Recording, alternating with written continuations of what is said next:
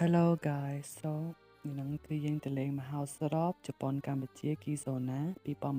2026អូខេឥឡូវយើងចូលមកដល់ក្នុងអគារ CJCC ហើយនេះជាទស្សនវិជ្ជានៅខាងក្នុង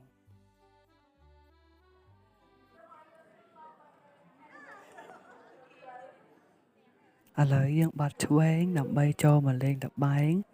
តាមរដូវកាលទាំង4របស់ប្រទេសជប៉ុន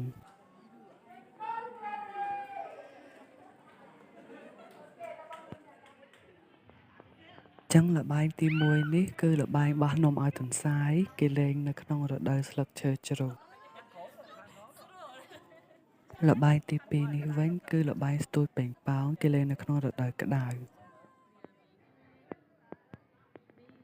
ចំណែកល្បែងទី3នេះវិញគឺល្បែងបាត់ក្តារហើយកាត់ដើម្បីឲ្យចេញជាផ្កាសាគុរ៉ាគេលេងនៅក្នុងរដូវផ្ការីក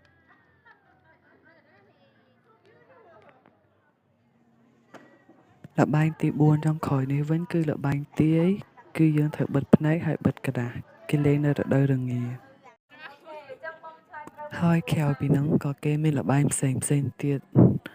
ផងដែរដូចជាល្បែងមួយនេះគឺជាល្បែងចំណេះដឹងទូទៅហើយមួយនេះវិញគឺ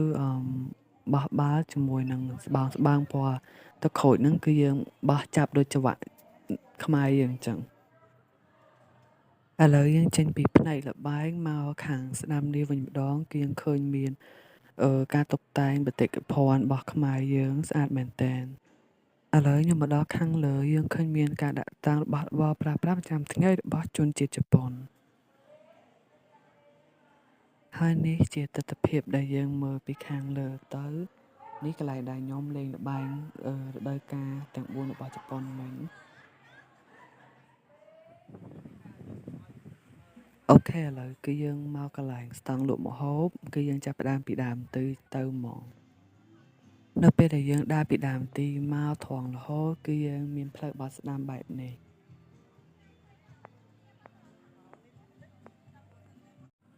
អូខេឥឡូវសូមធ្វើការថតមុខកញ្ចក់ជាមួយ friend មួយសិនអូខេឥឡូវនៅពេលដែលយើងបត់ស្ដាំហើយយើងដើរមកត្រង់រហូតយើងដើរកាត់មកខ្លោងទ្វារអគារ CJCC ហើយគឺយើងមកដល់កន្លែងនេះមានជាការ free ឈីសពីអ្នកលក់ចឹងឥឡូវគឺយើងមកទិញមីញ៉ាំយើងទិញហើយគឺយើងមកហូបកន្លែងអង្គុយនៅខាងក្រោយនេះអគារ CJCC អូខេចឹងនេះម្ហូបដែលខ្ញុំទិញបានវា 2 in 1វាមានមីសៀងជាមួយនឹង green tea ចឹង 2 in 1ហ្នឹងគឺវាអស់10000ហើយនោះ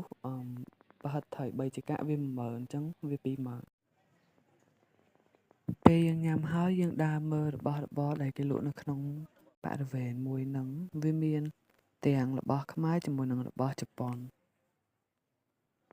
ឥឡូវយើងចេញមកតាមច្រកខាងគៀនគឺយើងឃើញមានតុងត្រីខយហើយយើងដើរមកត្រង់តិចទៀតគឺយើងឃើញមានភ្នំ Fuji តែខ្មែរ version ខ្មែរ Like this?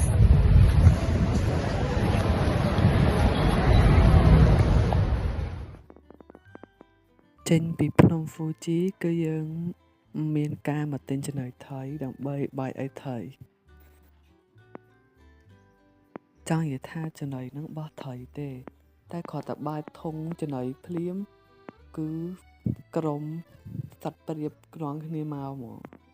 ខ្ញុំអត់យល់របៀបថាចំណីថៃចំណីព្រាបហ្នឹងគឺស៊ីមួយតែគ្នាហ្នឹងហ្មងប៉ុន្តែច្បាប់របស់សាលាគឺគេហាមមិនឲ្យដាក់ឲ្យព្រាបទេគឺដាក់បានឲ្យតែថៃទេឥឡូវយើងធ្វើការដើរទៅទិញអីវ៉ាន់វិញម្ដង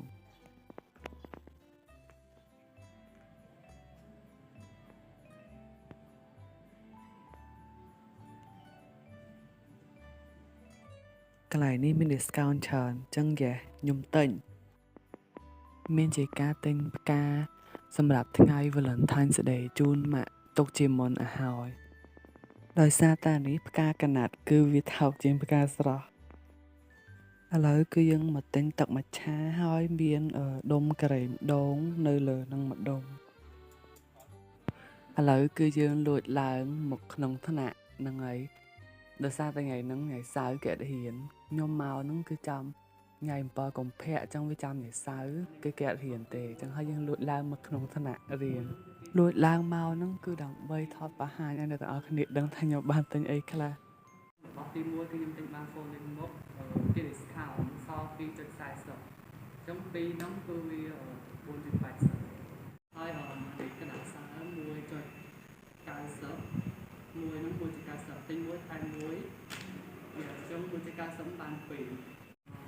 ការកណ្ដាល1 3.75 ទិញទុកញ៉ាំកណ្ដាលអាន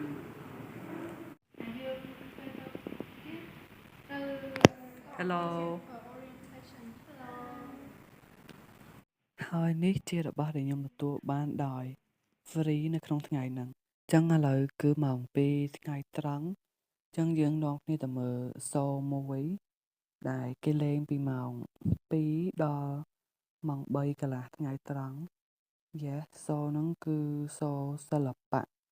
ប្លុកនិងរបាំបែកកំ pl ែង Gabes Live Manga តែខ្ញុំថតបានតែវីដេអូខ្លីៗដល់អ្នកទាំងអស់គ្នាទេអញ្ចឹង Yeah enjoy this short video